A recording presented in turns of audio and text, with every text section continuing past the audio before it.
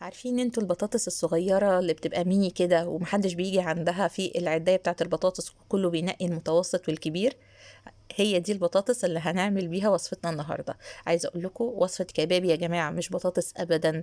ان شاء الله لو الفيديو عجبكم ما تنسوش تدعموا الفيديو باللايك الحلو بتاعكم وشير في كل حتة عشان يوصل لاكبر عدد من الناس. ويلا نسمي الله ونبتدي.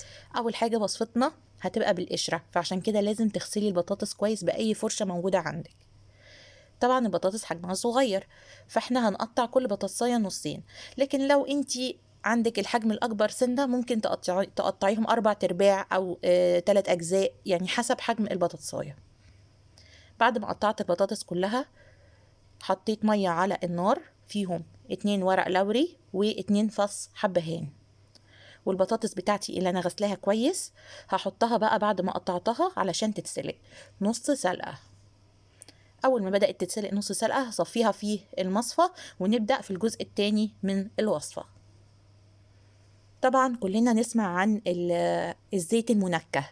الزيت ده بيبقى غالي جدا في السوبر ماركت، بس احنا هنعمله النهاردة في البيت.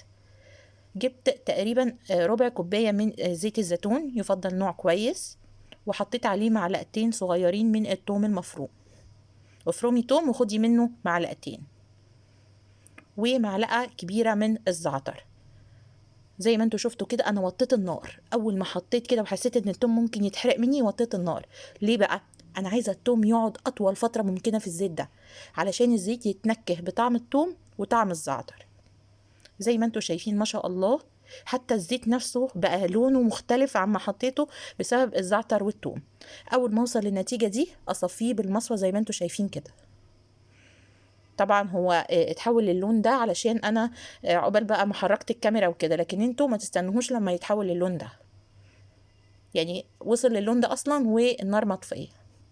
اعصره بقى واخد كل البهاريز اللي فيه، علشان ده اللي بيبقى فيه احلى طعم للبطاطس. هحط بقى معلقه صغيره من الملح، معلقه صغيره من الفلفل الاسود، ومعلقه صغيره من البابريكا. حد يقول لي طب ما كنا حطينا التوم والزعتر معاهم. في ناس كتير ما بتحبش التوم يتحرق وهو في الفرن، فانا اكتفيت بالتوابل اللي ان شاء الله مش هتتحرق في الفرن، اللي هي الملح والفلفل والبابريكا. هجيب بقى الصينيه او الطاجن اللي انا هعمل فيه البطاطس، وهحط البطاطس اللي انا صفيتها كويس قوي من الميه. شيلي اللوري والحبهان،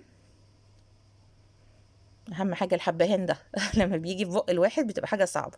وفريشي البطاطس كده على قد ما تقدري، ما تخليهاش متكومه فوق بعض، خليهم ايه عشان كل شويه هتقلبيهم في الفرن. يعني مثلا ممكن يقعدوا ساعه الا ربع، كل ربع ساعه هتقلبيهم عشان ياخدوا وش حلو من كل الجوانب.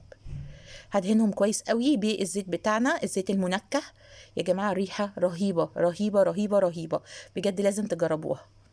وادي الكباب بتاعنا اهو انا بسميه كباب بجد، انتوا لو شفتوا النتيجه هو كباب مش بطاطس ابدا. هدخله الفرن في الرف المتوسط على درجه حراره يعني 200 ل 220 درجه، وكل ربع ساعه قلبيه عشان ياخد لون حلو وكريسبي كده من كل الجهات. شايفين بقى ما شاء الله، انا بحبها تبقى مقرمشه كده من بره وطريه من جوه، بتبقى رهيبه. قلت بقى اقدمها للولاد بطريقه كده ايه كرييتيف كده، قال يعني ايه حاجه كده زي اكل بره. فجبت الكوبايات اللي هي الورق اللي هي بتاعه الايس كريم دي ورصيتهم بالمنظر ده. ورشيت من بره كده شويه بصل اخضر متقطع صغير، بتبقى رهيبه يا جماعه مع البصل الاخضر. كاتشب بقى، مايونيز، مستردة، سويت اند شيلي، اي صوص عندك حطيه جنبه. ودوقوا احلى بطاطس يا جماعه، بجد رهيبه. خدت مننا حاجه ابدا. وحاجات كتير كان ممكن زي زيت المنكه ده تبقى غالي، احنا عملناه في البيت وباقل الامكانيات. الف هنا وشفا عليكم، اشوفكم الفيديو الجاي ومع السلامه.